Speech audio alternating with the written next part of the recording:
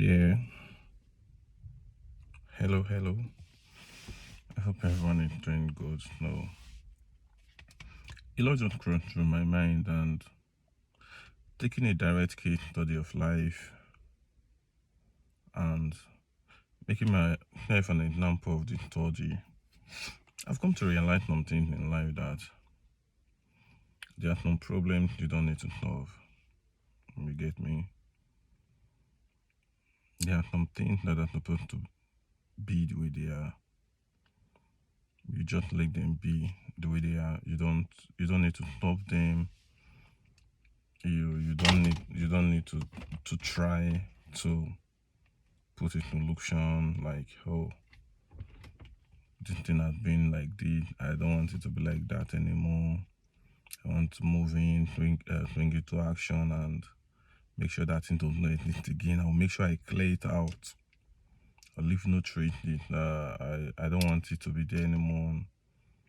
I think that's what's affecting me. That's why I'm not growing. That's why my life is like that. That's why I'm stagnant, and that's why things are not working fine. No, sometimes in life,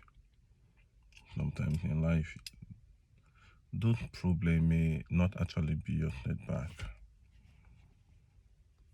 You know, there are various definitions to problem and there are various understanding to what problems are called. I'll take the human body as a case study now. For example, our medical practitioners, which has been confirmed, everybody has that we all have a worm inside of our body.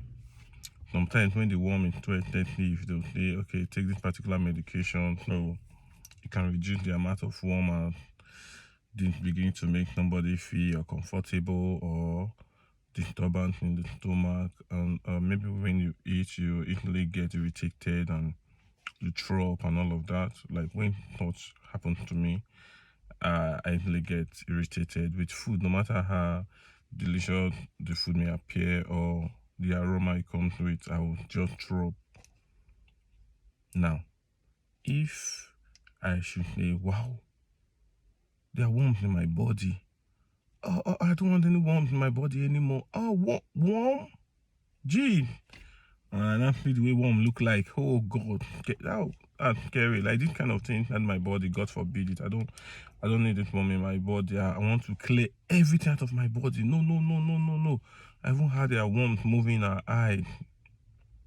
Tiny worms on thing moving around. Wow, in my body. Okay. Now I meet a doctor. Not that I'm going to do it anyway. Maybe I do Google research and study and all of that, and I get medication, chemical, drink all of them. I just want to flush it out of my body. No, I don't want worms in my body. It's not a problem. No, no. My dear, at the end of the day, do you know what I've done to myself? I've actually killed myself. I have killed myself because those worms need to be there to aid digestion and one or two things in the body. But because I feel like worm inside the human body, for what? I must flush it out. I must get it out. Now, because of my curiosity and all of that, the curiosity kills the cat.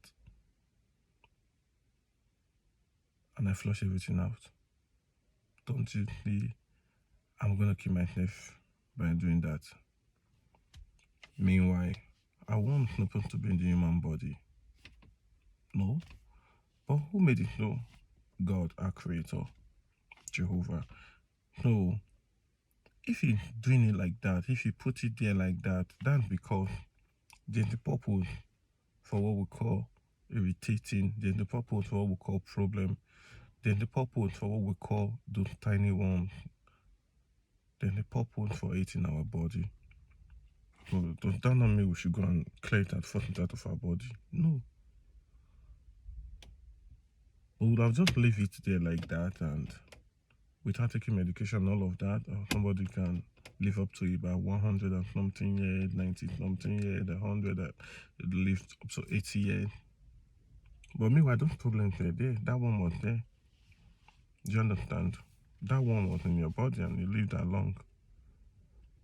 So, such are the issues of life. Do you really need to have a problem?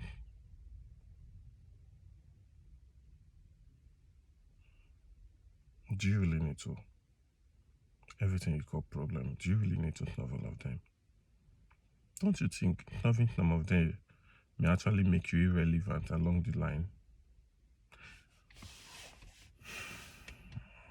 Don't you think so? Not just my channel of light. That's not a problem that meant to be solved. Yeah, not a problem that meant to be solved.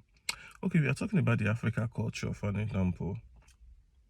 Their family, which we knew over there in Benin back then, let me say about 15 to 17 years ago. And this family was deeply rooted in tradition, African culture. They have voodoo, like they have juju, they have what they pay homage to, be honored by their forefathers, passed to their generation on generation, and a particular generation came and they were Christian, and they're like, wow, this family cannot have juju, God forbid it. Ah, no, no, no, no, even if our father followed that step, we're not supposed to. This juju, we are going to destroy it, we are going to burn it, we are going. Meanwhile, they actually stopped having this name deity at about, or more than 55 years, according to the brother that gave the story. This is a true life story. They stopped having it more than 55 years, and this was just there, nothing, not nine. Everybody was just successful, living life with abroad, it's abroad, with in Nigeria, living life and doing right. And then one morning, the particular generation on ground called the pastor, and they went to the shrine. They pour foil on it. They let it ablaze. They burn it down because they felt it was a problem, right? Because they are not Christian, they are not born again, they are not supposed to be saying juju or this kind of stuff. Do you know what happened? Within 7 days of doing that, the pastor, the people involved, the family, all of them